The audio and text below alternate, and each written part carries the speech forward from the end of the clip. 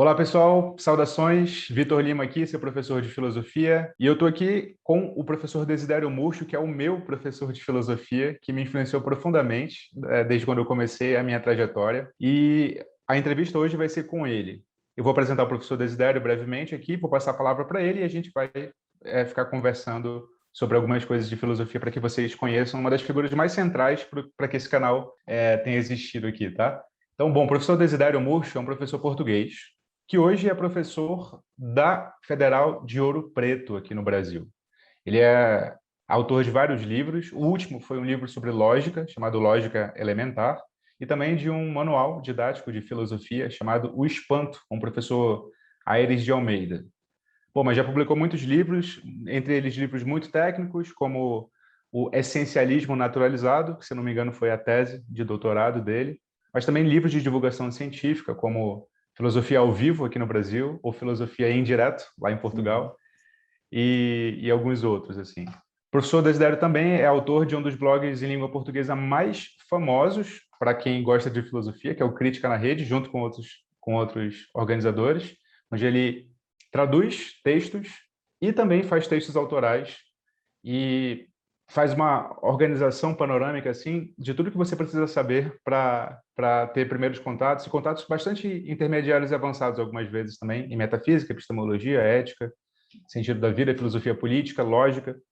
Tem inclusive um dicionário de filosofia lá inteiro de filosofia básica, que eu sempre recomendo para os meus alunos também. É o melhor dicionário que tem em língua portuguesa disponível, e mais gente deveria conhecer. O professor Desidério teve contato comigo e eu tive contato com ele a primeira vez em 2013, lá na Federal Rural do Rio de Janeiro, quando ele foi fazer uma conferência e também dar um minicurso. O minicurso era sobre ensino de filosofia. E nesse minicurso, ele falou uma coisa que ficou gravada para mim eternamente. E eu sempre levo isso em consideração quando eu vou falar sobre filosofia e vou, bom, me construir enquanto filósofo, que existe uma coisa muito clara entre o que é filosofia e o que não é filosofia. O que não é filosofia é coletar a opinião dos filósofos. Não que isso não seja importante, mas isso não é filosofia. Filosofia é se posicionar diante das coisas. E o exemplo para mim foi marcante. Por exemplo, se você abre o livro do Platão em busca do que ele considera como justiça, isso não é filosofia, porque é fácil, é só você abrir o livro do Platão, ver lá, bom, ele pensa isso.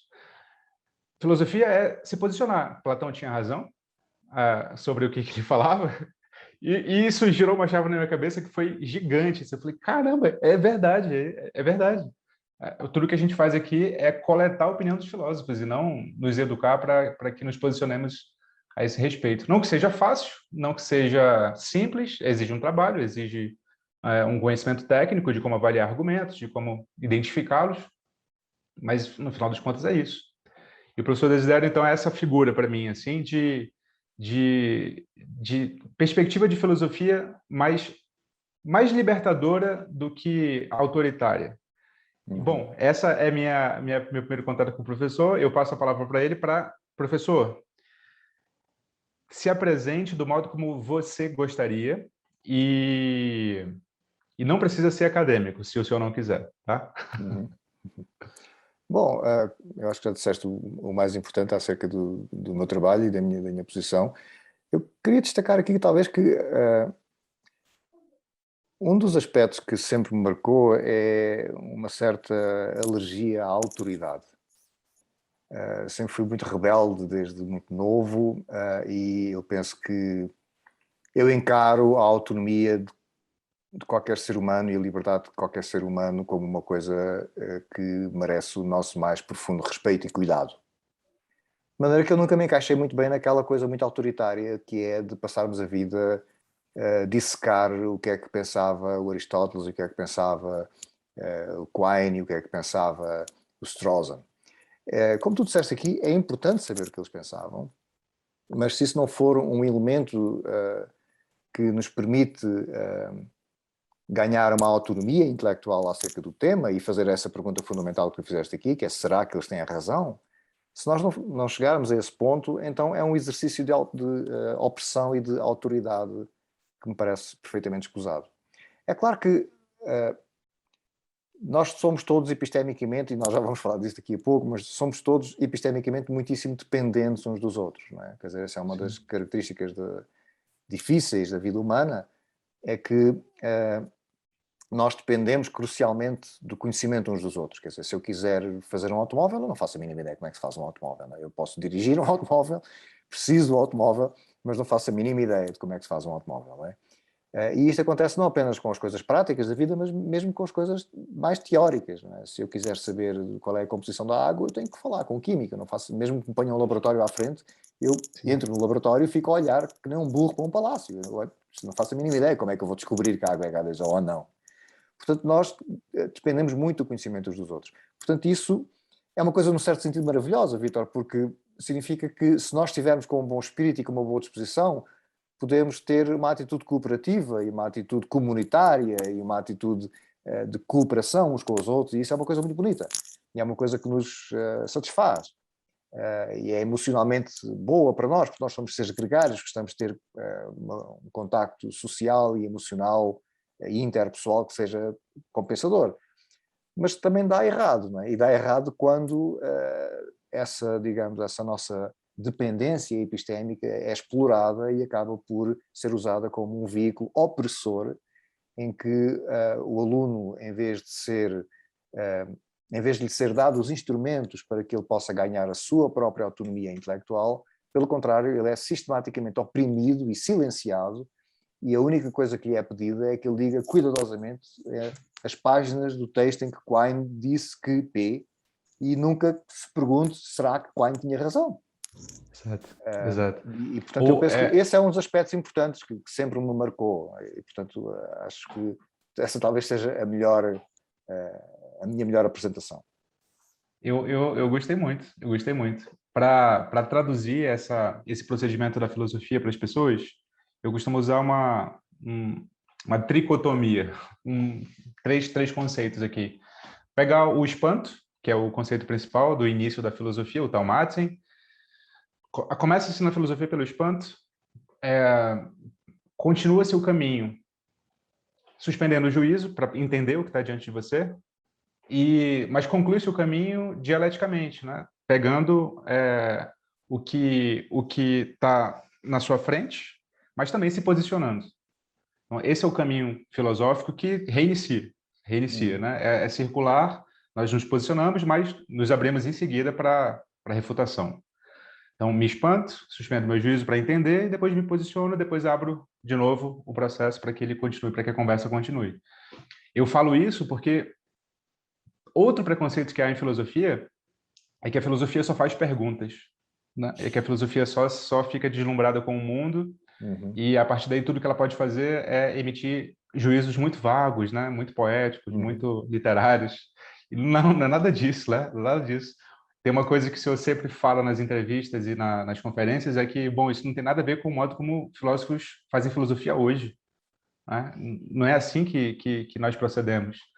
E é preciso dizer para as pessoas que não é assim que nós procedemos, e que elas também não precisam proceder assim, como se fossem eternas crianças bobas a balbuciar coisas que não fazem muito sentido, né? Na verdade, historicamente, as coisas não são assim, como estavas dizendo. Quer dizer, quando se vai ver a história da filosofia, é simplesmente falso que a generalidade dos filósofos estivesse apenas preocupado em formular perguntas.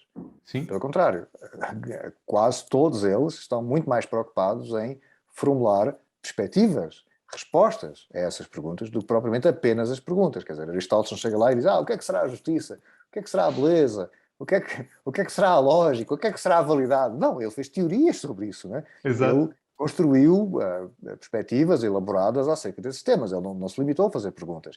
E o próprio Platão é até talvez mais chocante para as pessoas, não é? Porque a obra de Aristóteles, nós temos, enfim, a obra que não é em diálogo, porque a obra propriamente em diálogo de Aristóteles perdeu-se, né? O que nós temos são as notas de aulas. Mas de Platão, temos as obras originais dele em diálogo. E então isso talvez seja mais chocante ainda, porque ele poderia ter escrito os diálogos todos só a fazer perguntas. Né? Mas isso não acontece. Acontece com os diálogos do primeiro período, com os aporéticos, né?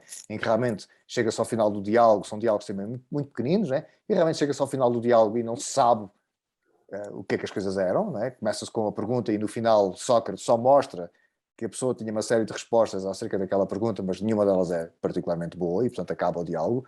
Mas isso é só os diálogos do primeiro período de Platão. Depois temos os diálogos do período intermédio, e depois temos os diálogos do período tardio, e aí já não acontece isso. E aí acontece Platão avançar ideias positivas e respostas positivas às questões, algumas das quais eu penso que são das coisas mais danosas que aconteceram na história da filosofia europeia. Sim, sim, sim, sem dúvida. Mas o ponto crucial é que ele dá respostas, não se limita a fazer perguntas. Mas eu querendo salvar o Platão, até nos primeiros diálogos, ele inclusive, bom, o fato da gente chegar numa conversa e no final concluirmos que não temos resposta, não significa que antes, né, no procedimento, nós não tenhamos buscado a Sim, resposta, né? Que é o que de fato ele faz. exatamente, isso é uma coisa muito importante. Quer dizer, nós podemos fazer.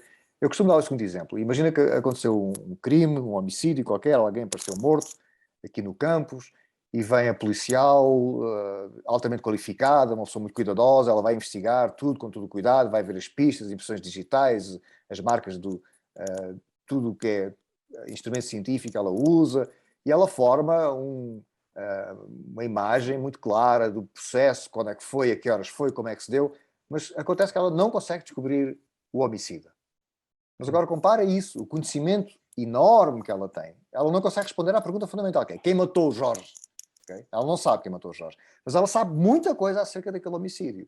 Então nós podemos saber muita coisa acerca, por exemplo, do livre-arbítrio, sem saber aquilo que mais queremos saber, que é se temos realmente livre-arbítrio ou não. Nós podemos saber Excelente muito imagem. acerca de um tema sem saber responder à sua pergunta fundamental. Não é? Excelente imagem. É isso, é exatamente. Bom, gostei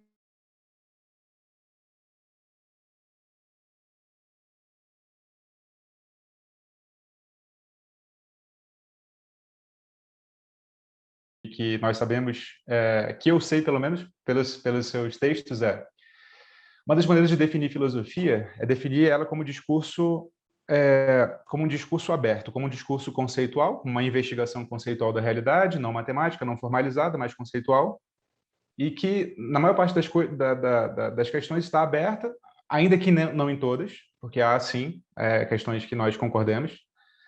E tá, mas como convencer as pessoas a se engajar num discurso conceitual aberto? Ora, essa imagem é um ótimo elemento persuasivo, porque, primeiro, que são questões que interessam a todos, acho que isso é um elemento, interessa a todos saber se o discurso que elas adotam é um discurso que as leva à realidade ou não, ou seja, se é epistemicamente confiável ou não. Interessa saber as noções mais básicas de bem e mal, para saber se o que elas fazem é de fato moralmente correto ou não. Interessa a todos saber, inclusive, qual é a estrutura mais básica da realidade, para saber se elas acreditam em coisas sobrenaturais ou não, ou o que é sobrenatural, alguma coisa desse tipo. Então, bom, interessa a toda a gente, como dizem vocês portugueses, interessa a todos nós. E, mesmo que nós não cheguemos à resposta, o caminho valeu a pena. O caminho esclareceu muita coisa, né? Isso é interessantíssimo. Com base nisso, eu vou iniciar meu primeiro ponto aqui da trajetória de perguntas, que vamos começar sobre a sua concepção metafísica.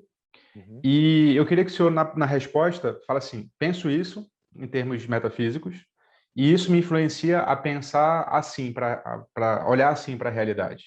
Uhum. O que seus estudos de metafísica, o que as suas investigações de metafísica fizeram você mudar a sua concepção de realidade ao longo do tempo? Porque eu sei que esse é o seu Uhum. objeto de estudo majoritário, acadêmico, né? Metafísica. Uhum. Eu penso que talvez o principal impacto que teve o meu estudo de alguns temas de metafísica, o principal impacto geral, antes de falar de questões mais específicas, o principal impacto geral foi a distinção cuidadosa entre aquilo que é do domínio da realidade e aquilo que é do domínio das nossas tentativas de conhecer a realidade. E eu penso que esta é uma das distinções que precisa de entrar no discurso público e que as pessoas precisam de compreender esta distinção cuidadosamente, porque isso tem um impacto imenso na sua própria vida. O que eu quero dizer com esta distinção é o seguinte, quer dizer, pensa, por exemplo, no tema da verdade. Cada vez que se fala no tema da verdade, as pessoas confundem de uma maneira quase sistemática ser verdadeiro com saber que é verdadeiro ou acreditar que é verdadeiro. Ora bem, se tu fazes essa confusão, toda a tua estrutura mental fica imediatamente comprometida desde o início, porque se tu achas que é verdadeiro tudo aquilo que as pessoas pensam que é verdadeiro, as pessoas tornam-se omniscientes assim. na hora. Mas como é óbvio que as pessoas não são omniscientes, não sei se isso é bom ou mau, mas é óbvio que não somos omniscientes, então simplesmente é falso que a verdade seja exatamente a mesma coisa do que pensar que é verdadeiro. Ora, isto tem um impacto profundo porque nos dá uma humildade para procurar a verdade. Entendes? Quer dizer, se tu pensas que é tudo relativo, cada qual tem a sua posição, para mim faz sentido, eu encaro as coisas desta maneira. Bom, mas a questão é, está bem, tu podes encarar as coisas como quiseres, mas as coisas, a maneira como tu encaras as coisas corresponde àquilo que as coisas são de facto. Se não corresponde, tu podes pagar um preço bastante elevado na tua própria vida pessoal, ou profissional, ou familiar. E, portanto, é muito bom ter a humildade de olhar para as coisas e pensar, ok, isto parece-me que é assim, mas se eu estiver enganado, isto pode ter um custo bastante elevado. E repara que mesmo em coisas muito práticas as coisas são assim. Quer dizer, por mais que tu te convenças que a alimentação que tu fazes é saudável, bom, mas se não for saudável, se é falso que a alimentação que fazes é saudável, vais pagar o preço daqui a 20 anos. Entendes? Sim. Portanto, a distinção cuidadosa entre o que é realmente verdadeiro, que é uma coisa que nos escapa, no sentido em que o exemplo que eu costumo dar é uma frase qualquer que ninguém sabe se é verdadeira ou falsa. Por exemplo, uma frase como existem extraterrestres com asas. Quem faz a mínima ideia se isto é verdadeiro ou falso. A frase é verdadeira se existir extraterrestres com asas. E é falsa Sim. se não existirem extraterrestres com asas. Aquilo que a torna verdadeira ou falsa não tem nada a ver connosco. Tem a ver com a Uhum. realidade. Se houver em um planeta qualquer com extraterrestres com asas, a frase é verdadeira. Se não houver, é falsa. Portanto, aquilo que manda na verdade não somos nós, é a realidade. O nosso trabalho, a nossa responsabilidade é ir à procura dos elementos da realidade que nos permitam ter uma crença acerca dessa frase que seja uma crença com uma base adequada. E para que a pessoa possa dizer, ok, eu penso que tenho bons elementos, tenho boas provas, tenho bons argumentos ou boas razões para pensar que sim ou para pensar que não. Ou, e este também é um aspecto que agora já nos leva um pouco para a epistemologia, que nós vamos falar daqui a pouco, mas uma das coisas que faz muita falta digamos, na formação filosófica de base no respeito à epistemologia do discurso público, é que no respeito ao conhecimento, ou no que respeita às nossas crenças, há sempre três opções, e as pessoas falam sempre como se houvessem duas opções. Há a opção de acreditar que existem extraterrestres com asas, a opção de acreditar que não existem extraterrestres com asas, e a terceira opção, que é a mais importante de todas, é que nem acreditas na extraterrestres, tu não sabes. Ok? Tu não tens crença, tu dizes, olha, não sei, não faço ideia. Okay? Há sempre esta terceira opção, estás a ver? E parece que as pessoas estão sempre a querer ser empurradas que eu tenho que dizer ou que Deus existe ou que Deus não existe. Epá, qual é o problema? Dizer que não sei. Sim, sim. Okay? Não, O não tem problema problema nenhum. Há é, carregadas coisas que não sabemos. pelo menos no imaginário das pessoas, é que dizer que não sabe é como se fosse uma admissão de que você é menor ou de que você é insuficiente. E, de fato, é insuficiência em termos de conhecimento. Mas, bom, essa insuficiência ela pode ser sábia, né? Porque Exatamente. eu, na minha insuficiência, pelo menos deixo de dizer uma besteira por não saber. Porque há uma grande E isso, diferença entre a ignorância que resulta da modéstia epistémica depois de termos cumprido as nossas obrigações epistémicas, de procurar diligentemente e objetivamente e cuidadosamente a verdade, e depois não conseguimos descobrir e modestamente dizemos eu não sei, isso é uma coisa. Outra coisa é eu não sei porque não quero saber, nunca me preocupei com isso, não quero saber nada. Isto é exato, outra ignorância completamente diferente. Não é? exato, exato. E é muito importante ver a diferença entre estas duas ignorâncias. Não é? Uma é uma ignorância responsável, porque a pessoa estudou, procurou, leu, refletiu, não conseguiu descobrir. Bom, pelo menos temporariamente a pessoa diz, não sei, talvez venha a descobrir daqui a uma semana, mas para já não sei. Isto é uma ignorância responsável. Agora, outra é a ignorância irresponsável, que é a pessoa passa a vida no Facebook, passa a vida no WhatsApp, passa a vida a fazer essas coisas, e depois simplesmente, eu não sei isto. Não, mas ela não sabe só porque não se deu o trabalho de estudar. Não se deu o trabalho de descobrir. Isso é completamente diferente, não é? Portanto, a Sim, pessoa sim. não tem desculpa para não saber neste caso. É diferente. Nós fomos para. A gente começou na metafísica, mas a gente descambou para as questões epistemológicas. Mas eu Exatamente, queria. porque as duas coisas têm uma ligação muito profunda, então, precisamente por causa Sim, desta diferença tão importante. Não é? Mas se quiseres recuar um sim. pouco para a metafísica, deixa-me falar então do segundo ponto que teve muito impacto na minha vida, que é a ideia de que a hipótese metafísica de as coisas tal como são serem contingentes ou não serem contingentes. Quer dizer, assim, intuitivamente parece muito óbvio que eu neste momento estou em Ouro Preto, mas eu poderia estar no Rio. Okay? Uhum. Então, ontem poderia ter viajado com a minha mulher, qualquer coisa, e fomos ao Rio fazer qualquer coisa. Eu estou em Ouro Preto, ok? Poderia não estar. Mas parece muito intuitivo que é contingente que eu estou em Ouro Preto, mas que, por exemplo, que é necessário que os triângulos tenham 3 lados. Okay? Uhum. Isto é uma distinção que parece muito óbvia, muito intuitiva, foi articulada pela primeira vez, não exatamente desta maneira, mas começou a ser articulada por Aristóteles na Grécia da Antiguidade. Ele tinha, na verdade, coisas ligeiramente diferentes em mente, mas ele andou próximo disto. Agora, esta distinção é uma distinção muito importante, mesmo na nossa vida, quer dizer, porque há certas coisas que nós não podemos mudar, são necessárias, são inevitáveis, e há outras coisas que nós pensamos que são contingentes e, portanto, dependem um pouco do que nós fizermos. Não é? Portanto, esta é uma distinção muito importante. Só que o que teve para mim um grande impacto foi, em primeiro lugar, conseguir articular uma perspectiva acerca da natureza da modalidade que fosse razoável e ver quais são as suas características principais e distingui-la de outras perspectivas. Com o tempo eu acabei por formular 3 perspectivas diferentes que se manifestam na história da filosofia em momentos e com autores diferentes.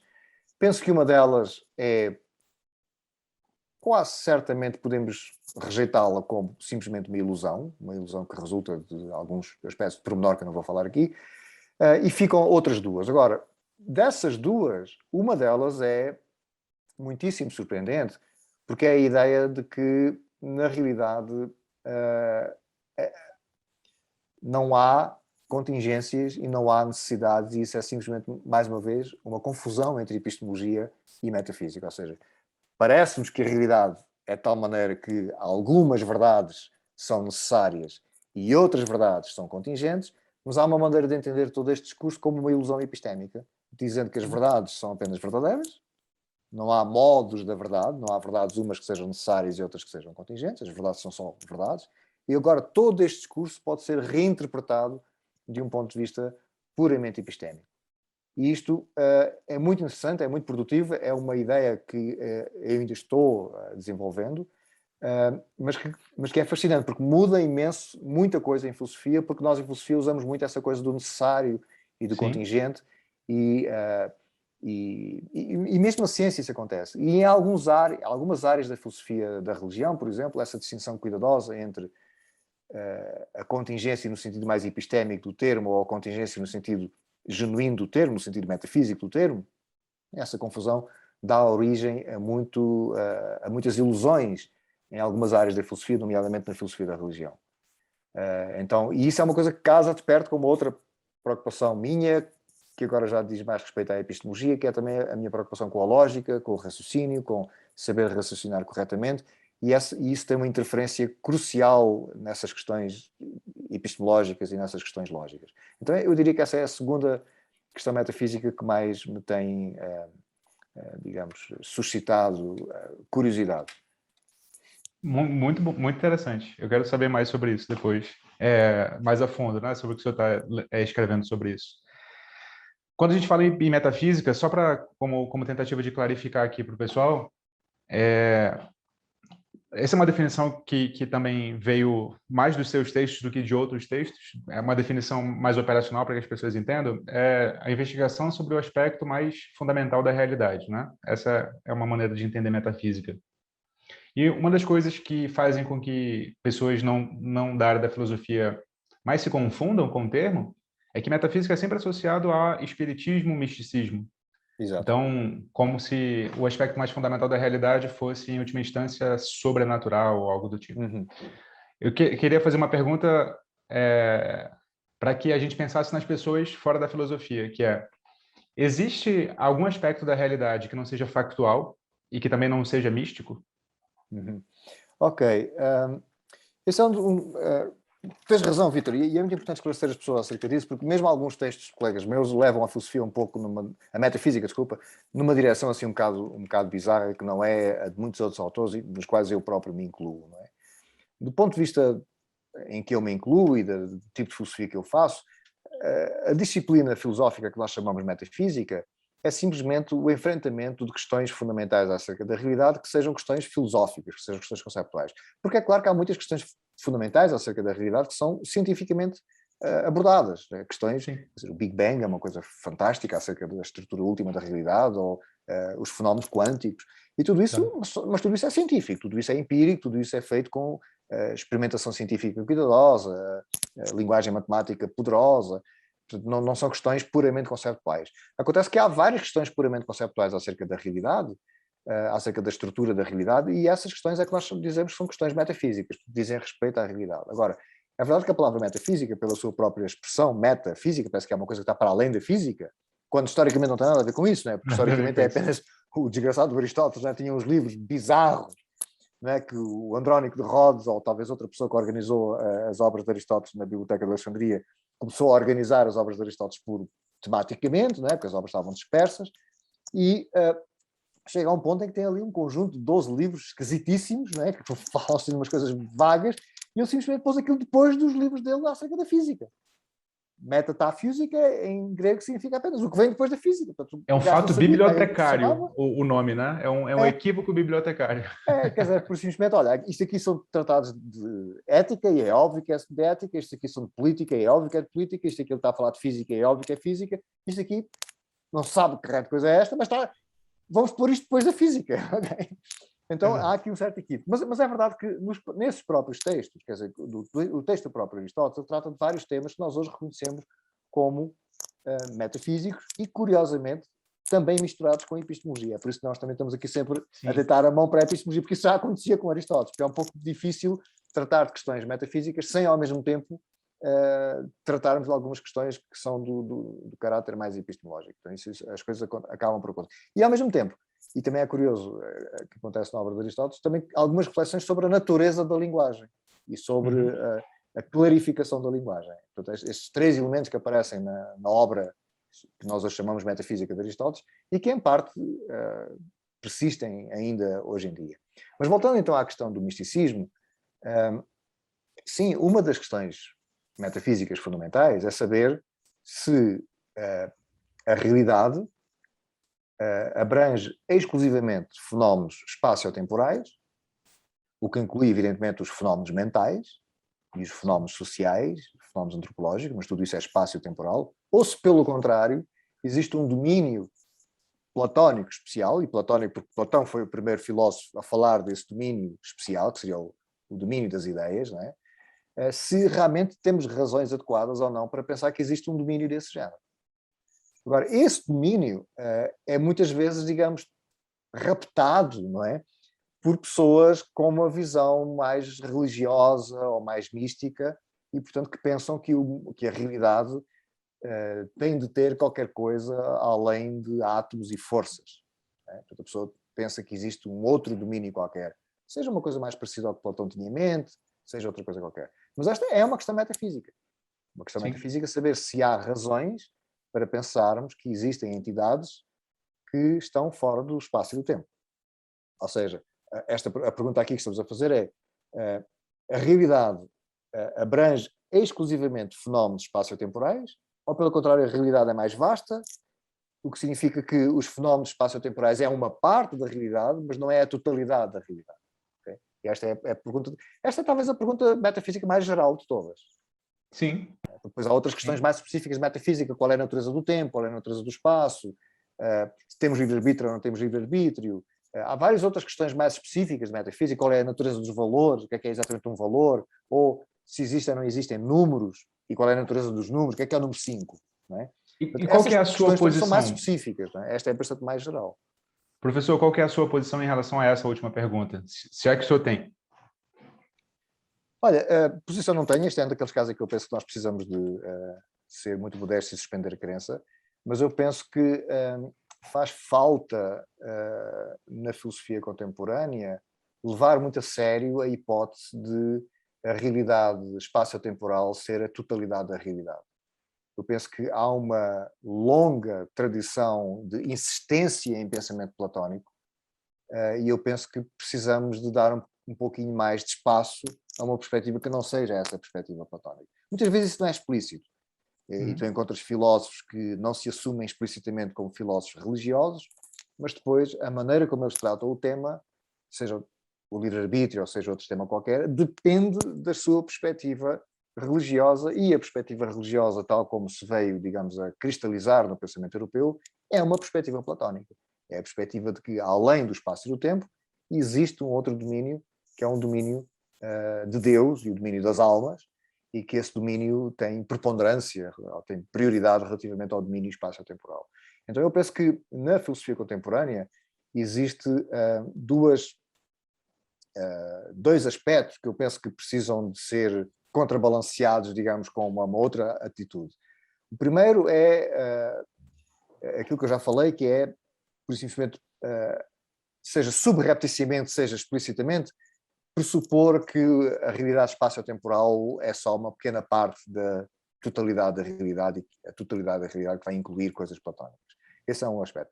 O outro aspecto é que, por vezes, adota-se uma perspectiva mais naturalista, no sentido em que não se aceita de uma maneira explícita ou inexplícita essa coisa mais platónica, mas não se leva realmente a sério essa perspectiva mais naturalista e não se olha para vários fenómenos de um ponto de vista mais científico e mais naturalista. Eu dou um exemplo muito simples, que é o caso da filosofia da linguagem e o caso da própria filosofia da lógica e de alguns aspectos da lógica.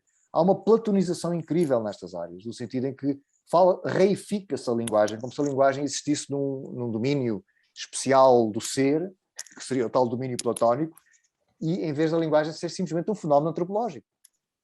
Okay? Do ponto de vista mais naturalista, pode ser até que existam essas realidades para lá do espaço e do tempo, mas se tiveres uma atitude mais naturalista, tu vais querer olhar para a lógica, para a epistemologia, para a linguagem humana, para a matemática, como fenómenos antropológicos.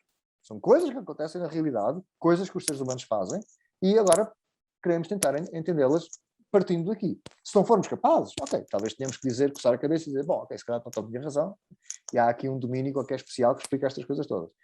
Portanto, eu penso que nós temos esta falta, uma falta de naturalismo na filosofia. Daí esse livro que tu mencionaste meu, que é o Essencialismo Naturalizado por causa disso, não é? Porque quando o essencialismo de Kripke começou a ser ventilado e começou a aparecer na bibliografia, começou a ser conhecido, muitas pessoas com uma formação quiniana, de Quine, resistiam àquele ponto de vista por pensarem que aquilo era, digamos, uma coisa meio mística e que estava comprometida com uma visão pré-científica da realidade. Ora, eu pensava, e penso ainda hoje, que a visão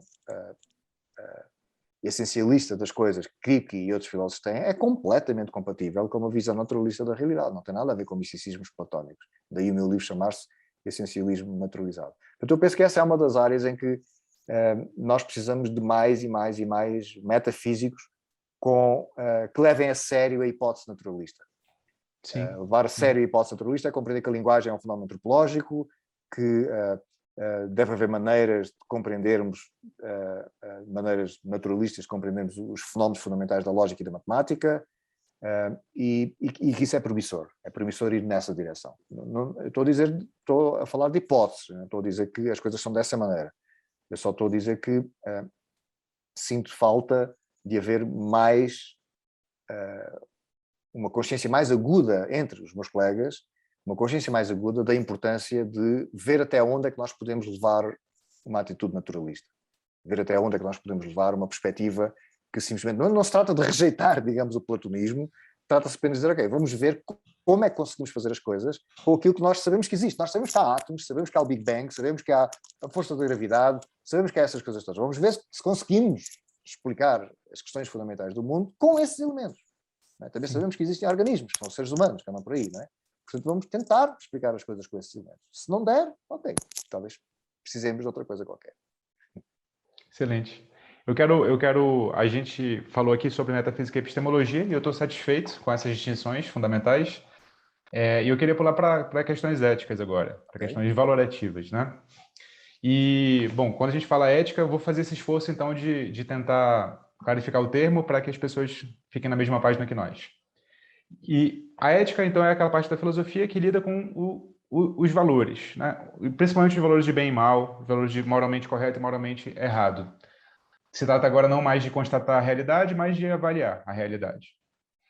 Então, a pergunta central é essa, e eu queria uma pergunta específica, que é como é que, na sua formação, essas questões se formaram, e já uma resposta ainda que provisória, com a qual O senhor lida com isso para avaliar as suas questões propriamente valorativas, éticas? Sim, curiosamente, essas questões, no meu pensamento, acabaram por emergir devido ao meu trabalho sobre o sentido da vida. Porque o tema, poucas pessoas se dão conta disso, mas, na verdade, o tema principal do sentido da vida é o tema do valor. O resto é mais ou menos trivial. O tema crucial é o valor. E, portanto, isso levou-me a refletir um pouco sobre o valor. E aqui, curiosamente, vamos voltar atrás, que é a metafísica do valor. Okay? Porque metafísica do valor, o que é que nós em filosofia queremos dizer com isso? Que é, qual é a natureza do valor? E aqui está um impacto profundo daquela atitude mais naturalista que eu te estava falando. Muitos colegas meus têm uma atitude mística perante o valor. O valor é o indizível, o valor é subimos a escada e depois deitamos a escada fora, coisas desse género. Né?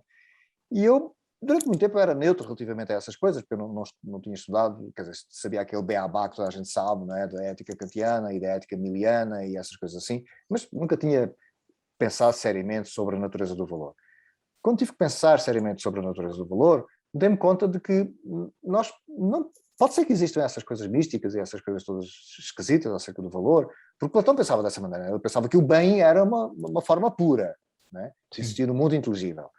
Eu não entendo o que é isso, não é? Porque na concepção da entidade abstrata de Platão, uma entidade abstrata é exatamente como uma cadeira, que é uma entidade que está no espaço e no tempo, uma cadeira que está à nossa frente, é exatamente uma cadeira nesse sentido, no sentido de ter, digamos, uma unidade, não é? Só que está fora do espaço e do tempo. Eu não faço a mínima ideia do que é isso, ok? Mas isso é o que ele pensava que era uma forma pura. E, portanto, ora, quando pensas no bem dessa maneira, eu simplesmente parece-me que isto é um palavrório que não quer dizer nada. Eu não entendo o que é que isso quer dizer. Isso é uma conversa vaga que eu não percebo, eu não sei o que é. Como é que o bem poderia ser uma coisa mais ou menos como uma cadeira, mas fora do espaço e do tempo? Eu não entendo o que é que isso quer dizer. Eu acho que isso é só obscurantismo verbal. Mas nós podemos compreender os fenómenos do valor de uma maneira mais científica e mais antropológica. Como eu digo num texto meu, quer dizer, no planeta Terra, os valores, ou pelo menos os protovalores, surgiram com os primeiros organismos. Porque não há... Vê a diferença entre rochas, rios, fenómenos desse género e organismos. Quando tens um organismo, inevitavelmente tens um agente valorativo. Ok, pode ser um proto-agente proto-valorativo. No sentido em que não é um agente como tu e eu, não é? Mas é um agente valorativo, ou pelo menos um proto-agente proto-valorativo, no sentido em que o organismo, para sobreviver, ele tem uma janela de sobrevivência restrita, e ele vai ter de preferir umas coisas, procurar umas coisas e evitar outras. Evitar a morte, procurar alimento. Procurar a reprodução e evitar a morte.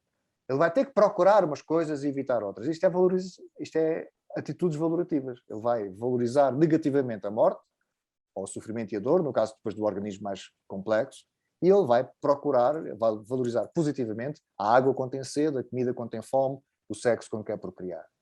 Então, o valor não nasce com a consciência nessa perspectiva? Não, é anterior à consciência. Quando surge a consciência, nós já valorizávamos coisas. Interessante pensar assim. Os organismos já valorizavam coisas, os cães valorizam coisas, as pulgas valorizam coisas. É claro, tu podes dizer que são proto-valorizações. Sim, são proto-valorizações, no sentido em que são coisas instintivas, não há, digamos, uma autoconsciência. Num peixe que valoriza uma coisa, ele não tem autoconsciência de que valoriza, mas ele valoriza. Ele tem comportamentos valorativos.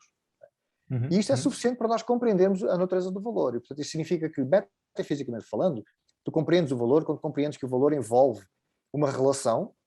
Portanto, o valor não é uma cadeira não é uma relação, uma cadeira é um objeto que está ali.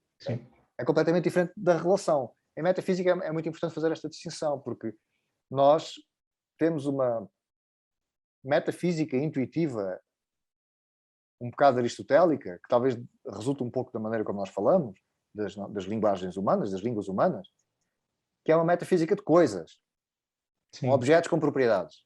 Então tu pensas assim, tu pensas que existe uma rosa branca. Então a rosa é uma espécie de substrato e em cima da rosa está a propriedade da brancura. Okay? Então é um pouco assim que nós pensamos nas coisas. A própria língua portuguesa é assim, a rosa é branca. Parece que tens aqui a propriedade da brancura, tens aqui a rosa e depois acoplas uma coisa na outra. Tudo gira em torno de uma coisa, né?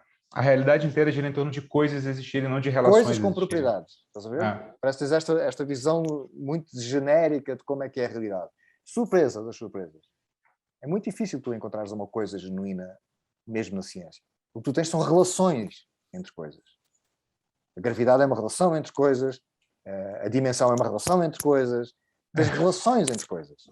Okay? A relação é uma das categorias metafísicas mais primeiras, mais primordiais. A relação. Ora, com o valor acontece a mesma coisa. Platão encara o valor, encara o bem como uma espécie de uma cadeira, mas que está fora do espaço e do tempo. Mas, entendendo a valorização como um fenómeno antropológico e, na realidade, como um fenómeno biológico, é uma relação. Não é uma coisa que se veja. Compara a tal rosa branca. Ok, a rosa branca é uma coisa que nós vemos. Nós vemos a rosa e é branca. Mas, quando tu vês o Nuno, que é irmão da Maria, tu não vês que ele é irmão da Maria. Entende? Porque isto é uma relação. Muitas relações não se veem. Estás a perceber? Tu descobres que ele é irmão da Maria olhando para a história biológica de ambos. Vais ver a história biológica de ambos. Quando é que eles nasceram? Nasceram da mesma pessoa e têm o mesmo pai. Não é? E aí são irmãos. Atenção, irmãos no sentido biológico do termo.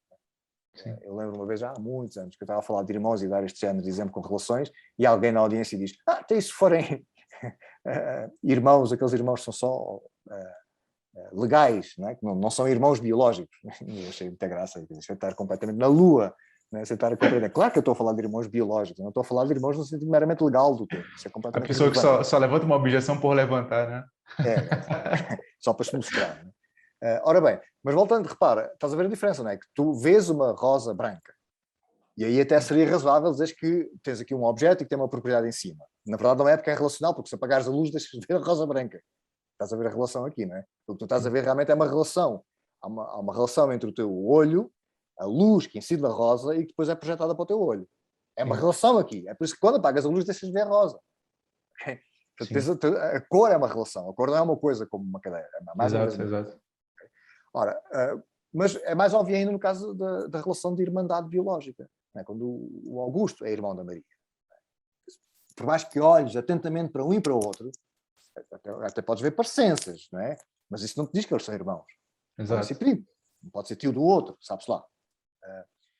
Para tu descobrires que eles são irmãos, tu vais ver a história biológica de ambos, e se a história biológica de ambos vai dar aos mesmos dois progenitores, então eles são irmãos biológicos.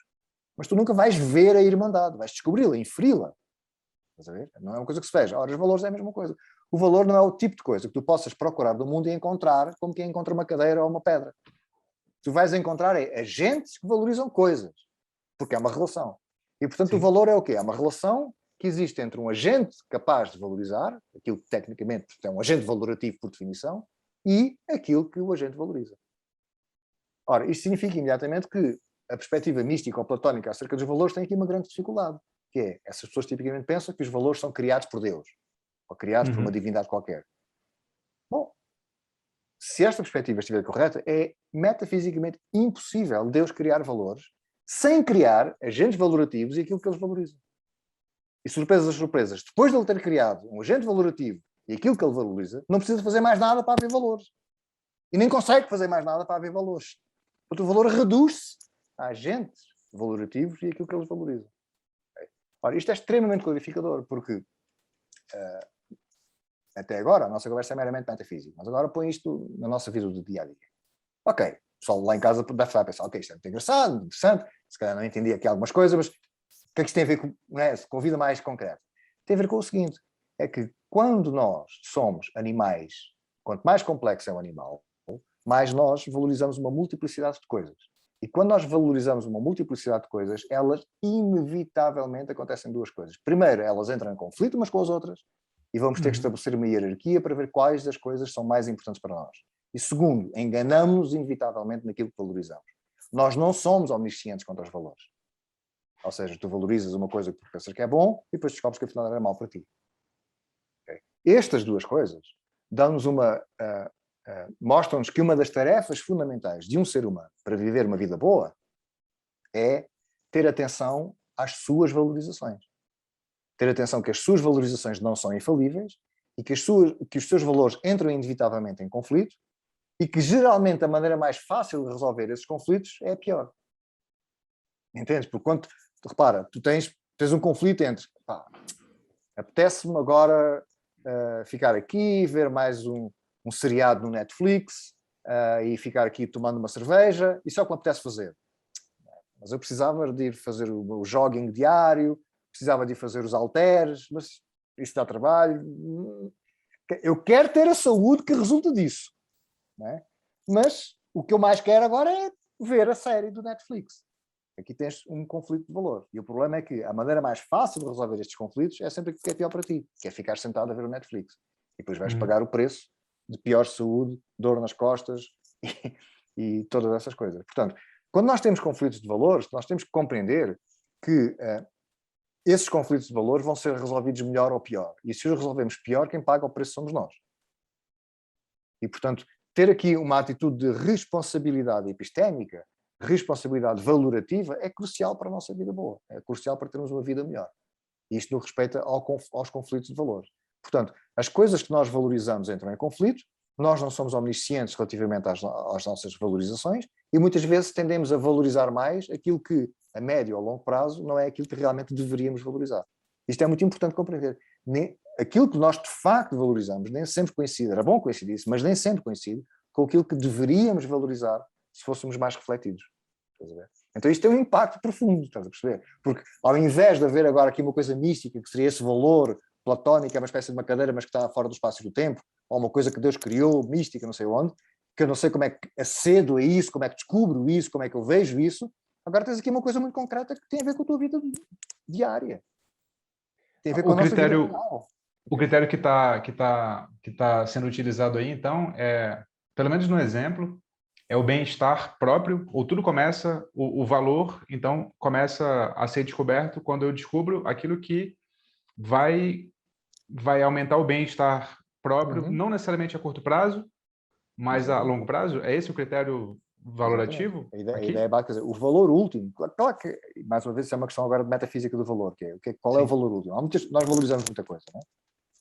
Uma pessoa valoriza andar de bicicleta, fazer uma trilha na montanha, ver uma série de Netflix, o sexo, certas comidas, a água valorizamos imenso e começamos a valorizá-la muito, muito, muito, muito quando ela começa a faltar, quando não temos em abundância, por isso a gente bebemos 2 ou 3 copos de água por dia e passamos à frente, mas se ela começa a faltar, começamos a valorizá-la muito, não é? Portanto, nós temos várias coisas que valorizamos e uma pergunta aqui importante é, existe ou não existe algumas coisas que têm valor intrínseco no sentido de serem valorizadas não apenas instrumentalmente, mas valorizadas em si mesmas? Isso é uma pergunta que começa, pelo menos com Aristóteles, talvez antes de Aristóteles, não é? Mas é uma pergunta fundamental de Aristóteles. E a ideia dele é que, aquilo que eu chamava eudemonia, é um bom candidato a esse valor intrínseco, no sentido de ser um valor que não é instrumental. Só para esclarecer muito rapidamente as pessoas. O que é um valor instrumental? É uma coisa que nós não valorizamos por si mesma, valorizamos apenas porque ela é um meio para outra coisa que nós valorizamos. Por exemplo, as vacinas. As vacinas não têm valor intrínseco. Se nós tivéssemos uma maneira de carregar num botão e ficar imunes ao Covid, carregávamos do botão, ninguém ia levar uma vacina. A gente leva a vacina porque não temos outra maneira de ficar imunes ao Covid. Não é? Agora, isto suscita imediatamente a reflexão filosófica, que é, ok, nós, nesta pluralidade imensa de coisas que valorizamos, será que é informativo e é esclarecedor e é orientador descobrirmos qual é aquela coisa ou aquelas coisas que são valorizadas ou que deveriam ser valorizadas por si mesmas? Isso é a descoberta do valor intrínseco. E aqui eu penso que as coisas tornam-se um pouco vagas, entende? Mas vão na direção que estavas a dizer, que é a direção de Aristóteles, quer dizer, bom, parece que um bom candidato a valor intrínseco é simplesmente aquilo que promove eudemonia, ou bem-estar, ou vida boa, ou florescimento, ou realização humana, qualquer coisa desse género. Isto quando estamos a falar de humanos. Quando estamos a falar de animais é outra coisa, porque os animais não têm consciência nenhuma, mas presumivelmente será uma coisa parecida a essa. Não é? Será, digamos, o bem-estar desse animal. Não é? E, portanto, isso parece que é o bem último, no sentido em que é uma coisa que nós não nos perguntamos assim, ok, para que é que eu quero ser feliz?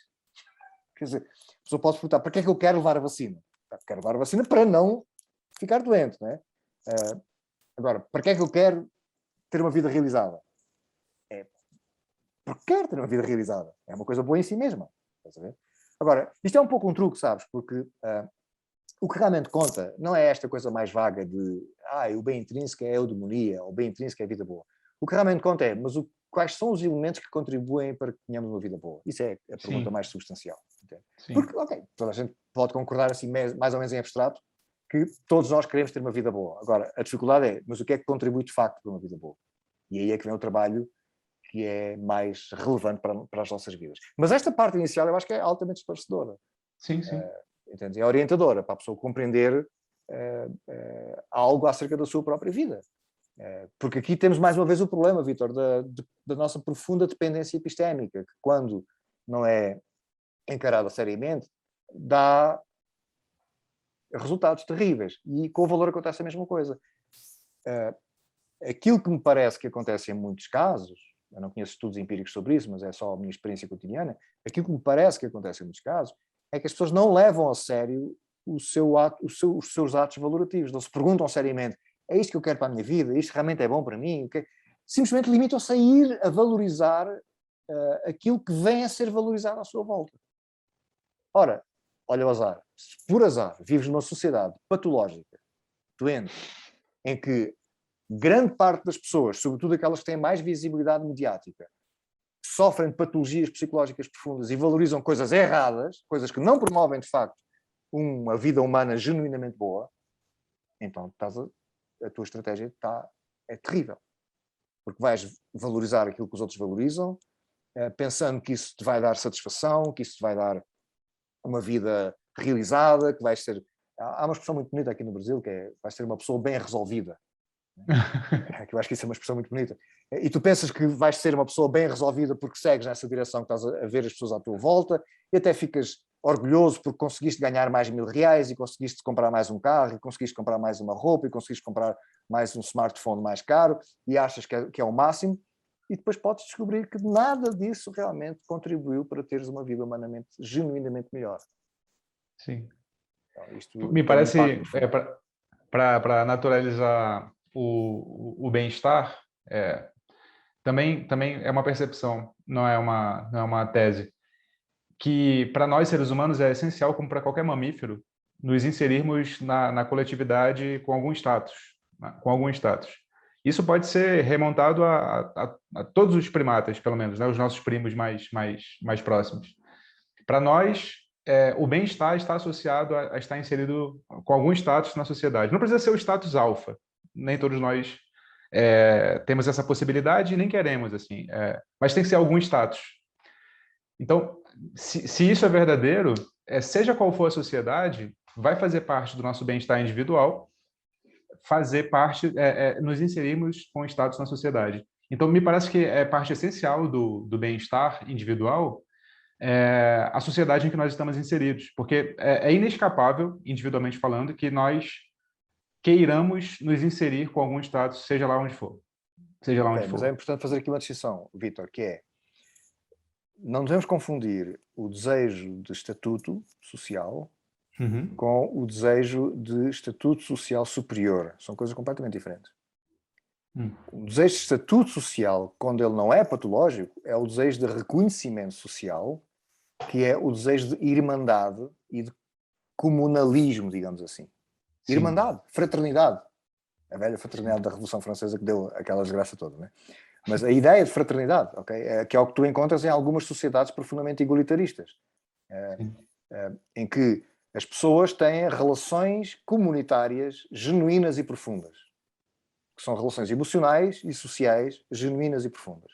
Isso há vários dados científicos que mostram que é importante para o bem-estar das pessoas. As pessoas que têm, nomeadamente até na longevidade, é curioso, as pessoas que tendem a viver mais anos é porque têm mais relações sociais saudáveis e que as ajudam a ter um retorno bom na vida.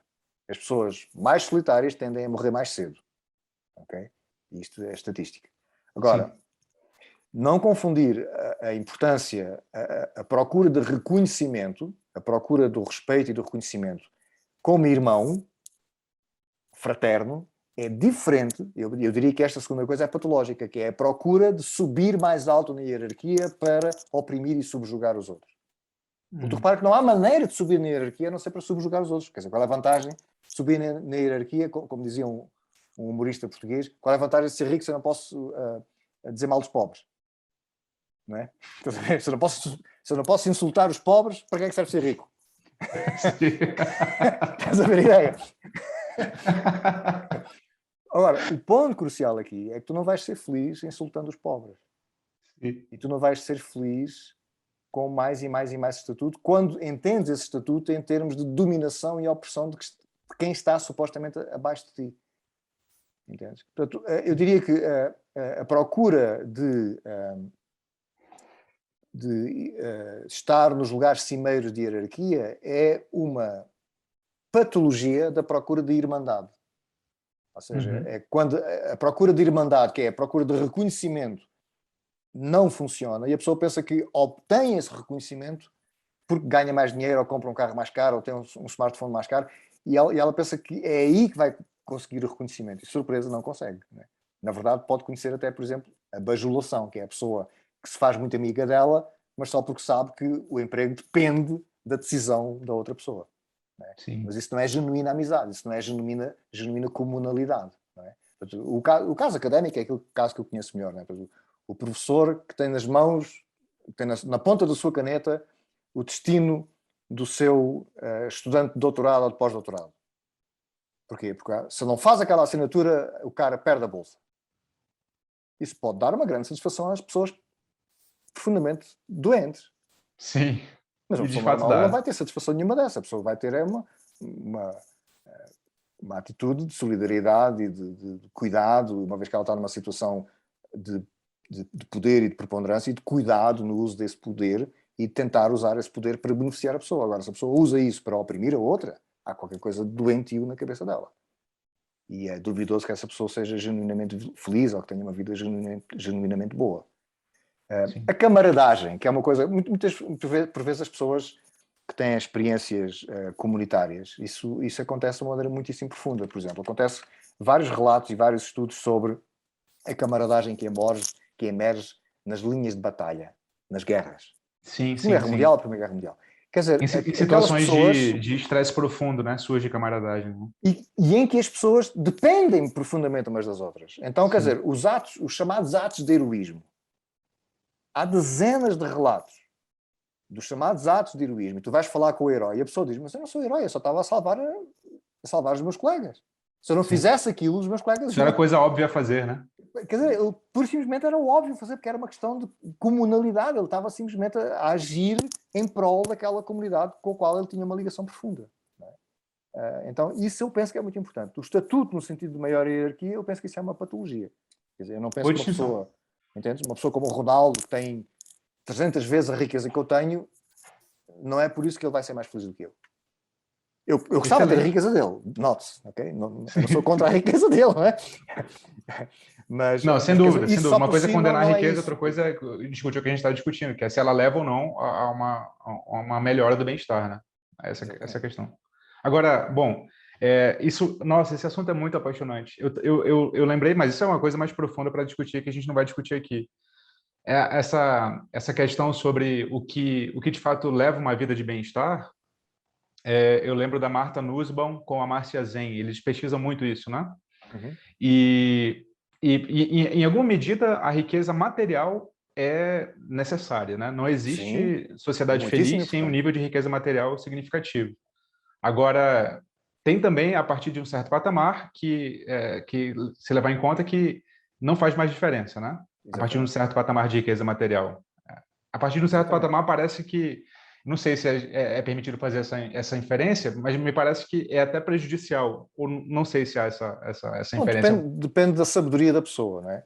Depende da sabedoria da pessoa. Mas isto está diretamente relacionado, sabes, com aquilo que eu estava dizendo antes, que é muito fácil uma pessoa como Aristóteles dizer que o bem último ou o bem intrínseco é a eudemonia, mas onde a ação está, quer dizer, onde tudo depende é o que é que contribui para essa eudemonia. E aqui é importante nós compreendermos que não é uma pesquisa exclusivamente conceptual, exclusivamente filosófica, é em grande parte uma pesquisa também científica. E aqui neste aspecto, a psicologia positiva e os estudos psicológicos e até mesmo estudos meramente estatísticos da sociologia são extraordinariamente importantes. Ora, aqui o que nós vemos é que os seres humanos, dado terem mais de uma dimensão que é importante para o seu bem-estar, eles precisam de que todas essas dimensões corram bem. Então não adianta a pessoa ter uma grande riqueza se a pessoa sofre de uma depressão profunda ou se a pessoa não consegue ter relações pessoais ou relações emocionais significativas. Também não adianta muito a pessoa ter relações emocionais significativas se a pessoa passa fome. Não é? Portanto, tu precisas ter um conjunto de itens e é por isso que os discursos de autoajuda tipicamente são simplificadores e são um pouco tolos, porque elegem uma coisa qualquer e dizem que aquela coisa é mágica. Se obtiveres esta coisa, agora vem daqui a tua vida boa. Bom, desculpa a má notícia, mas não é assim. Há um equilíbrio de coisas. E mais, e uma vez que é extremamente difícil nós termos uma vida boa e conseguirmos um equilíbrio nesses diferentes fatores que contribuem para a nossa vida boa, quando um dos fatores falha mais, isso pode ser compensado com o outro fator. E isso acontece. Okay? Uma pessoa que tem mais dificuldade em ter uma relação, por exemplo, sexual mais compensadora para ela, pensa, por exemplo, num jovem homossexual numa sociedade conservadora, pequena, em que ele não consegue assumir publicamente a sua sexualidade. Bom, mas talvez relações de amizade não sexuais compensem um pouco a sua falta de uma relação sexual, que era aquilo que ele quereria. Entendes? Portanto, isso acontece connosco. A mesma coisa acontece em muitas outras áreas. A pessoa pode compensar, digamos, com um trabalho mais aturado de solidariedade social, por exemplo, e isso, por vezes, é uma maneira que a pessoa tem de compensar o facto da pessoa fazer, é um fenómeno sociológico contemporâneo, grande parte das pessoas fazem trabalhos completamente sem sentido. A pessoa basicamente carimba os papéis, faz umas coisas online e a pessoa não faz a mínima ideia para que é aquilo serve, nem para que é aquilo é importante. Há muitos estudos sobre isso, sobre empregos maus. Não é mau no sentido material, a pessoa até pode ganhar bastante dinheiro com aquele emprego, mas é emprego que não realiza um ser humano. Então o que é que a pessoa faz? Bom, a pessoa precisa do dinheiro, né? A pessoa não é rica, precisa do emprego por causa do dinheiro, então a pessoa pode compensar isso ligando-se a uma entidade de solidariedade social, onde ela vai desenvolver um trabalho que ela agora reconhece como um trabalho valioso, um trabalho que a realiza como ser humano, e o outro trabalho, ela usa aquele trabalho, enfim, para financiar a sua vida e tudo isso. Então, é importante compreender que não só nós temos muitas facetas que são importantes, muitos fatores que são importantes para uma vida humana bem vivida, como temos uma certa plasticidade aqui, um certo jogo de cintura, porque se um desses fatores é menos bem conseguido, nós podemos compensar isso com outro fator. E isso funciona adequadamente bem. Sim. Excelente. Eu acho que tem muita coisa aqui interessante para quem está nos assistindo fazer suas distinções próprias aqui. Agora, a gente entrou no sentido da vida, no início da pergunta ética, e agora eu queria terminar com ele a nossa conversa, que é, eu sei que o senhor já traduziu muitos textos e fez um livro. O nome do livro eu me esqueci. Qual que é o nome do livro? Viver para quê? Viver para quê? Exato. E também o senhor dá alguns cursos na universidade sobre isso. E uma coisa que o senhor falou numa das entrevistas que eu assisti foi: é interessante que quando eu inicio esse curso, que aparentemente é uma questão que poderia ser mais acessível para as pessoas, elas ainda assim sentem certo espanto porque elas acham que eu vou falar sobre questões poéticas, literárias, né? Motivacionais, mas na verdade não. É uma área muito técnica da filosofia, como qualquer outra área, né? Tem argumentos muito profundos e difíceis de acessar muitas vezes, são textos difíceis também. E, bom, para resolver essa questão, ou pelo menos para tentar resolver, é preciso de um nível técnico não básico, meramente, né? É preciso que a gente acesse argumentos mais sofisticados. É interessante, eu falo isso para as pessoas também, já influenciado pelos seus textos, e eu sinto a mesma coisa das pessoas, assim. Quando elas descobrem que sentido da vida não é uma questão meramente de expressar os seus sentimentos, elas ficam surpresas, assim. Vamos para essa seara, vamos para essa área, e eu queria perguntar no mesmo sentido que eu perguntei as outras coisas, assim. Qual é a sua concepção atual? Como o senhor chegou à sua concepção atual sobre essa questão? Existe ou não existe sentido da vida? E eu queria aqui que o senhor retomasse uma resposta que o senhor deu em algum momento. Essa eu não sei dizer precisamente onde, mas foi mais ou menos assim. Perguntaram, o que é a vida? Aí o senhor falou assim, essa pergunta não faz o menor sentido.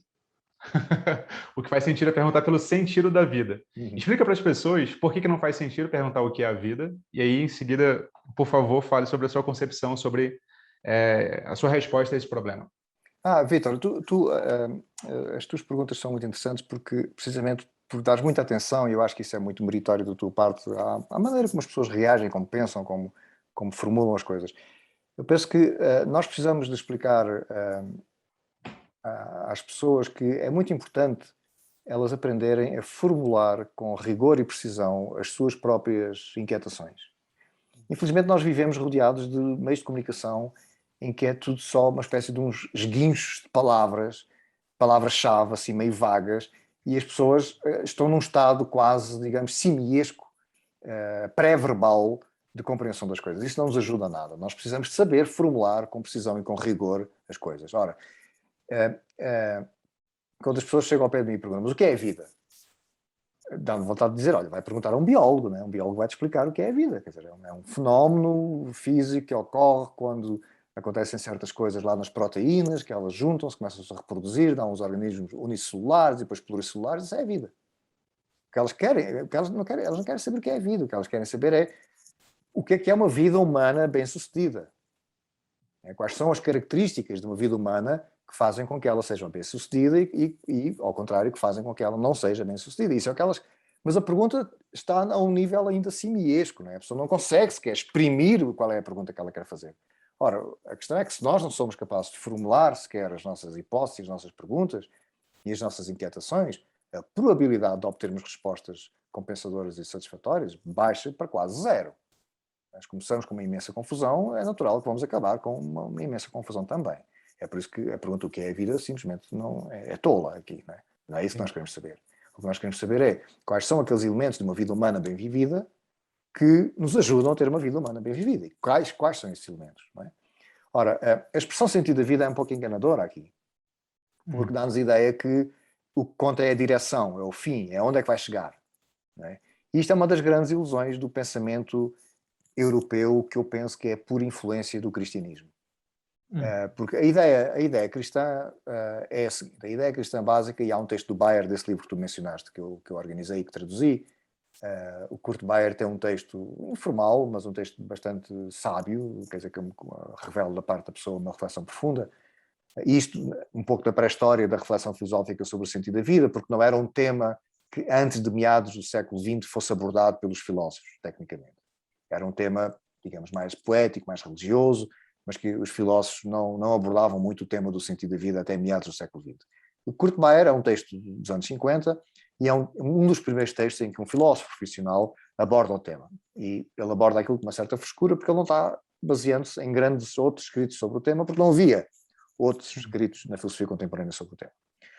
Agora, Kurt Bayer viu com muita clareza que há um obstáculo tremendo à nossa compreensão do tema do sentido da vida, ou do problema do sentido da vida, um obstáculo que é suscitado pela visão cristã das coisas.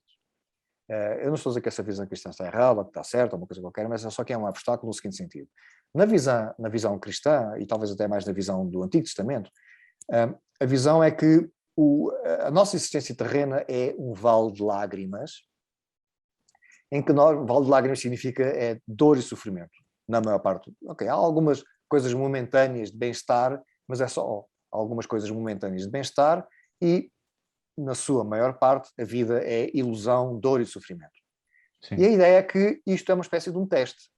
Se nós passarmos o teste e se nos portarmos bem, nós depois ganhamos o paraíso. Okay?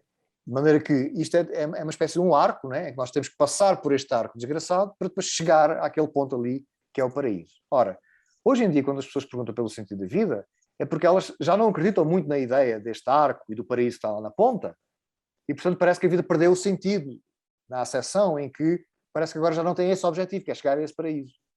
Antes havia esse objetivo, entendeu? O objetivo era, bom, eu porto-me bem, não mato ninguém, não roubo ninguém, ando aqui, vou à missa todos os domingos, e se eu fizer isto tudo e suportar o sofrimento calado, não é? Sempre protestar e continuar a rezar, então eu vou conseguir chegar a esse objetivo. Agora, a ideia de sentido guarda uma ideia de recompensa. Se não tem recompensa, não tem sentido, né?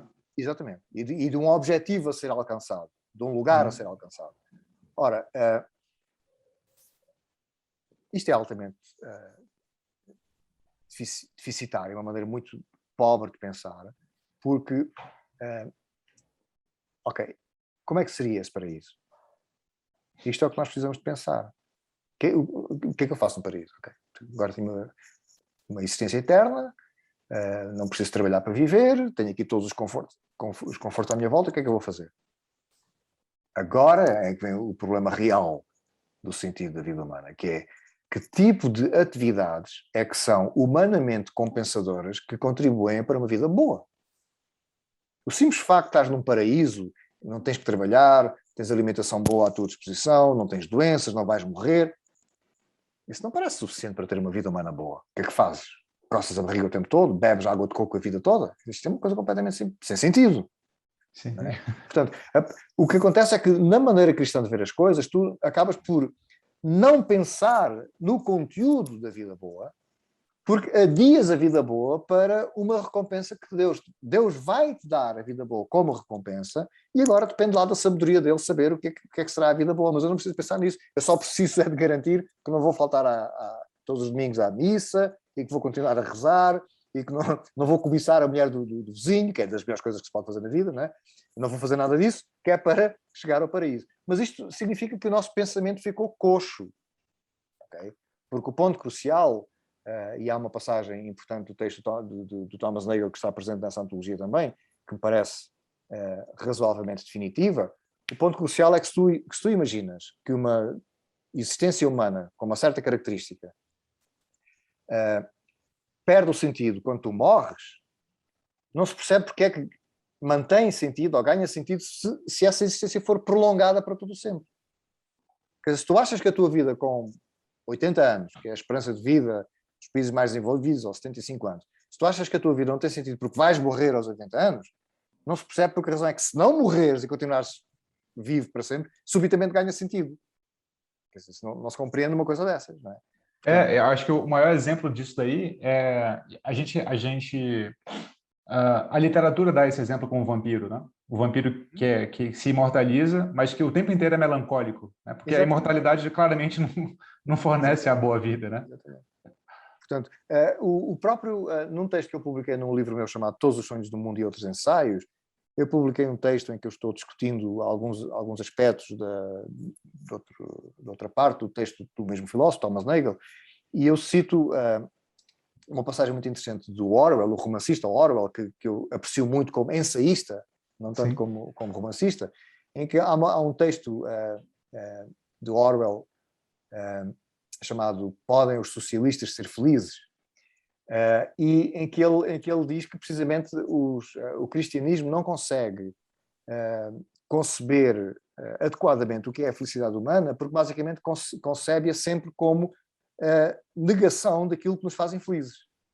E ele usa uma imagem muito... ele é muito poderoso, não é? Na maneira como escreve, e uma imagem poderosa dele é dizer, bom, é um pouco como uma pessoa que lhe dói os dentes, e ela pensa que o paraíso é não ter dor de dente. Uhum. Mas isto é uma coisa puramente negativa, percebes? Quer dizer, no meu texto eu explico que aos seres humanos dói-lhes a morte. E então eles pensam que se tirares a morte da equação, já tens uma vida consciente. E isto é simplesmente falso. Sim. Entendes? É falso. Quer dizer, o simples facto de eu ser imortal não me dá automaticamente uma vida compensadora. Para ter uma vida compensadora, e aqui é a chave importante, precisamos de ter atividades que sejam humanamente compensadoras. Atividades que tenham valor intrínseco. Atividades que nós possamos valorizar apropriadamente. Portanto, o sentido da vida não tem nada a ver com um objetivo, com um fim, com uma coisa que acontece depois. Tem tudo a ver com que tipo de atividades é que preenchem a minha vida, de maneira que, na sua maior parte, infelizmente não podem ser todas, porque temos que fazer carregar coisas chatas como preencher os papéis para o imposto de renda e essas coisas assim, não é?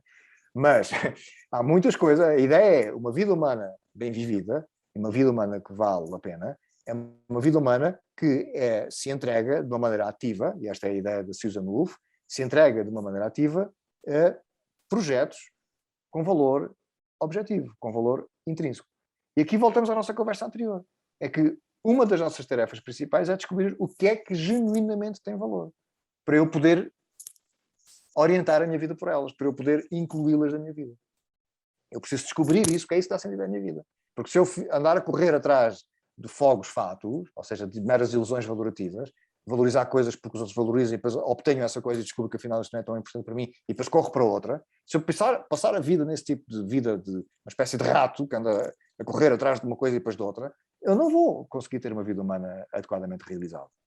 Portanto, uma das condições cruciais para uma pessoa ter uma vida humana com sentido, se quisermos usar essa expressão, é a pessoa ter na sua vida várias atividades que são intrinsecamente valiosas. E a pessoa entregar-se a essas atividades com paixão e com determinação. E este é um dos aspectos que é muito importante no pensamento da Susan Wolf, porque ela viu com muita clareza que tu precisas de casar aqui as duas coisas, que é, não interessa apenas que a tua atividade seja uma atividade intrinsecamente valiosa. É preciso que a tua entrega seja apropriada, que seja uma entrega ativa a essa atividade. Estás a ver? Porque o que ela vê é que, por vezes, essas duas coisas, em vez de casarem adequadamente, que elas desencaixam. Que é, por exemplo, tu vês uma pessoa que tem uma grande paixão e é muito ativa e é muito proativa no skate. Isto não é propriamente uma atividade com valor intrínseco. Ok, dá satisfação e é interessante a pessoa praticar o skate, mas, quer dizer, uma vida humana entregue ao skate não é propriamente o género de coisa que faça a pessoa genuinamente feliz e realizada e bem resolvida, como se diz aqui no Brasil. A ideia dela é que nós precisamos de conseguir a coincidência das duas coisas. Se tu tens uma atividade que é genuinamente valiosa, mas tu não tens a entrega apropriada a essa atividade, a tua vida também não tem grande sentido. Então, imagina, por exemplo, uma pessoa que é mãe solteira, enfermeira, com uma relativa dificuldade, tem duas crianças, é difícil uma mãe solteira criar duas crianças, ter o seu trabalho diário, mas tudo o que ela faz tem imenso valor, repara.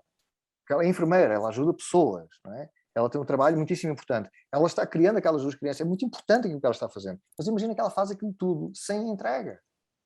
Então a vida dela não tem sentido, entende? Porque ela faz aquilo a despachar, ela está chateada porque meteu-se naquele buraco e agora é mãe solteira e agora tem aquela profissão e ela não gosta daquela profissão. Se eu tivesse estudado direito.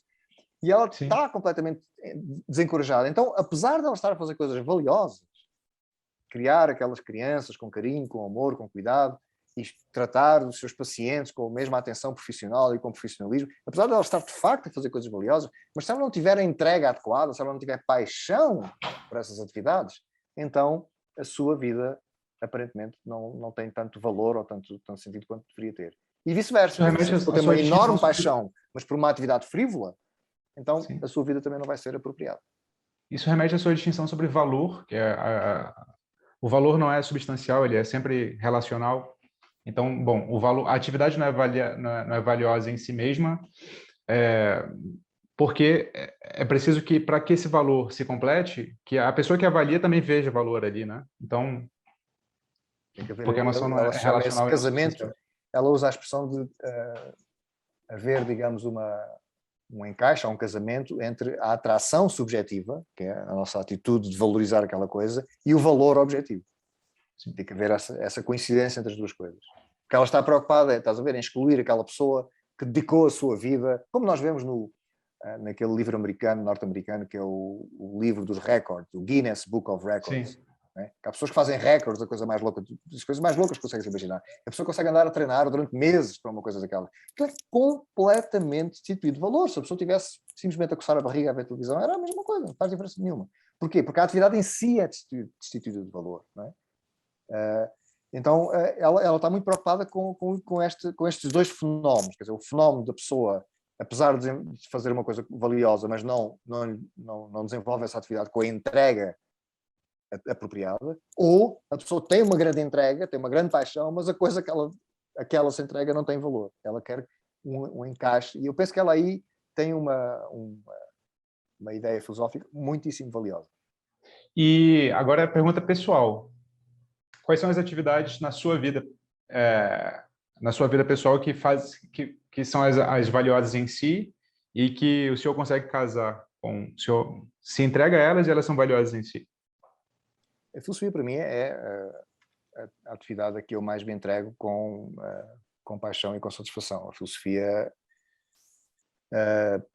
já me salvou várias vezes e continua a ser uma área da minha vida que sistematicamente me dá um retorno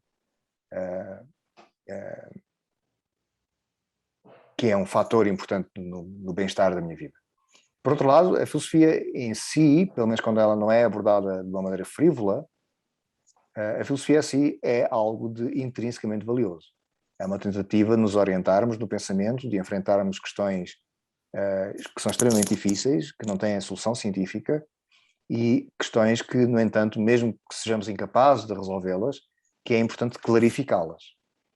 mesmo que nós não sejamos capazes, em última análise, de dar uma resposta para aquelas coisas que nos interessam, mas consigamos pelo menos clarificá-la. E, portanto, a filosofia eu penso que é uma atividade que, se não for encarada com frivolidade, como muitas vezes infelizmente é, mas se não for encarada com frivolidade, se for encarada como uma coisa séria, eu penso que é de facto uma atividade extremamente compensadora e na minha vida pessoal é uma das atividades, ou talvez é a atividade que mais me tem enchido de satisfação. Em segundo lugar, a minha vida afetiva, pessoal, é um fator muitíssimo importante da minha vida e tenho a felicidade de ter esse parte da minha vida, digamos, bem resolvida, como se diz aqui no Brasil, e portanto isso é um fator importante da minha vida. Eu penso que o carinho, a generosidade, o amor são elementos importantes na vida humana bem vivida. E eu até acho curioso, aqui fazer aqui um parênteses, como nós vivemos numa sociedade de tal maneira patológica que as pessoas não têm vergonha de gritar na rua a protestar coisas, mas têm a vergonha de mostrar carinho publicamente. E isto é profundamente patológico. Quer dizer, qualquer pessoa de 15 a 16 anos, 18 anos, 30, 40, não interessa a faixa etária, não tem vergonha nenhuma de pegar num cartaz e ir para a rua gritar, insultar toda a gente. Toda a gente acha que isso é muito bom, porque isso é cidadania e tudo isso, mas tem a vergonha de mostrar carinho publicamente. E isso eu acho uma patologia profunda. O ser humano é, como tu estavas a dizer, nós somos símios, não é? Somos parentes dos símios, nós gostamos de carinho, de pegar numa criança, dar um beijo, abraçar, e nós, já agora continuando o parênteses, quer dizer, nós talvez estejamos a ser vítimas da exportação da cultura norte-americana, porque a cultura norte-americana é uma cultura puritana, as pessoas da cultura norte-americana basicamente tocam-se fisicamente 2 vezes na vida. Primeiro quando se conhecem pela primeira vez, que apertam a mão, e depois quando a pessoa vai fazer uma viagem tipo para a Lua ou para Marte, e aperta outra vez a mão como despedida. De resto as pessoas não se tocam. Não é? E se tu tocares numa colega do sexo oposto, ou na verdade do mesmo sexo, corres o risco de ser acusado de assédio sexual. Portanto, aquilo é uma cultura extraordinariamente doente, extraordinariamente puritana, que tem muito para resolver no respeito ao corpo, não é? Portanto, umas mamas de mulher são coisas que não se podem ver nunca, é como se não existissem, não é? Mas nádegas ou um pênis de um homem, quer dizer, são coisas que não se podem ver simplesmente. Portanto, a cultura norte-americana está a exportar esse puritanismo, e eu penso que isso é extremamente grave, porque uma das coisas sábias que Freud disse, muitas das outras não são sábias, mas esta que é a ideia de que há uma única função biológica primária nos seres humanos que pode ser fortemente reprimida sem a pessoa morrer. É o sexo. Sim. Tiras a alimentação, a pessoa morre. Tiras a água, a pessoa morre. Tiras o oxigênio, a pessoa morre. Tiras o sexo, a pessoa sofre e fica patológica, que é o que acontece com os norte-americanos. É um problema terrível com o corpo, e isso depois transmite-se para tudo o resto, entende? Quer dizer, eu não imagino como é que são crianças que são criadas sem abraçar os pais. Sim. Entende? Sem abraçar os tios, sem dar beijinho. Isso é patológico, isso não é humano. Ninguém vai ter uma vida... Aliás, há experiências curiosas que foram feitas nos anos 70 e que são até imorais, em que o Harlow ele criava macacos sem nenhum género. Isso é descrito no livro Animal Liberation do Singer. Em que ele criava macacos sem o apoio maternal normal, ou seja, o macaco, em vez de ter uma mãe que o amamentava, ele era criado por um boneco de arame com uma mama artificial que lhe dava leite. Imagina o que é que acontece a esses macacos. São deprimidos e patológicos o resto da vida. Não são adultos normais, eles nunca conseguem desenvolver-se como adultos normais. Isto é o que nós estamos a fazer em grande parte devido à exportação da cultura puritana norte-americana. Não é? Quer dizer, na cultura norte-americana o cinema é assim, tu podes mostrar pessoas a espetar facas e cortar cabeças nas outras, mas não podes mostrar umas nádegas. Há qualquer coisa de patológico aqui. Profundamente patológico. Não é? E tu podes mostrar atos... As pessoas, reparam no cinema norte-americano, as pessoas gritam umas com as outras de uma maneira totalmente irracional e totalmente ofensiva o tempo todo pelas coisas mais triviais que possas imaginar. Okay? E as pessoas acham isso que é normal. As pessoas precisamente gritam, empurram-se, lutam. Uma coisa curiosa. 2 adultos a lutar fisicamente é uma coisa muito séria. E no cinema norte-americano isto tudo se resolve em luta. nada se resolve a murro. Em última análise, o que acontece é que muitas pessoas morrem. Ponto final. E nada se resolveu. Isto é assim sistematicamente. Agora, nada se resolve. E ao mesmo tempo que tens isso no cinema, não podes ver beijos, não podes ver pessoas a acariciar-se, não podes ver nada disso. Não podes ver uma nádega, não podes ver uma pessoa despida. Nós temos corpo, toda a gente sabe que temos corpo. Sim. Os índios eram muito mais evoluídos que os norte-americanos, não tem nem comparação. Porque eles não tinham esses problemas com o corpo. Ok, mas puxando este enorme parênteses. Não, foi maravilhoso. Então, o terceiro elemento importante na minha vida, que é o contacto com a natureza. E isso é algo que eu descobri nos últimos anos, em parte precisamente por ler alguma bibliografia científica sobre a psicologia positiva, sobre o impacto positivo que tem no organismo humano, seja emocionalmente, seja mesmo fisicamente, o contacto direto com a natureza. Então eu faço questão, sempre que posso, fazer longas trilhas, acampar, quanto mais mato, melhor. Maravilhoso, professor. Eu estou muito feliz com o papo, eu acho que, bom, se ninguém mais aproveitou, para mim foi muito, muito, muito intrinsecamente valioso essa conversa. Eu fico feliz de ter reencontrado o senhor depois de tanto tempo, reencontrado pessoalmente, porque eu nunca me distanciei, a sua influência sempre se fez presente na minha formação, e eu quero deixar aqui o reconhecimento público, porque o seu trabalho é muito relevante para todo mundo que faz filosofia em língua portuguesa. Eu sei que o senhor também tem uma inserção internacional, mas essa eu não conheço, eu estou falando pelos falantes de língua portuguesa e eu tenho convicção, certeza absoluta que o seu nome é um dos mais relevantes para toda uma geração de pessoas formadas em filosofia, de professores de filosofia e de pessoas que quiseram e são e foram além do simples ensino, pessoas que querem ser filósofas, assim. Acho que são um dos grandes influenciadores de uma geração. E, como eu falei já nos bastidores, eu tenho todo o interesse de que seu nome seja muito mais conhecido do que já é, para fora dos muros das pessoas que fazem filosofia. Eu quero dizer meu muito obrigado. O que o senhor faz é muito valioso. Obrigado, Vitor. Muito obrigado. Então, bom, é isso, pessoal. Espero que vocês tenham gostado. Bom, deixem comentários aqui sobre a entrevista. Todos os comentários que vocês deixarem, eu vou ter um enorme prazer de responder. O professor Desidério certamente não vai ficar vendo cada comentário, mas eu ficarei e vamos continuar a conversa. Muito obrigado.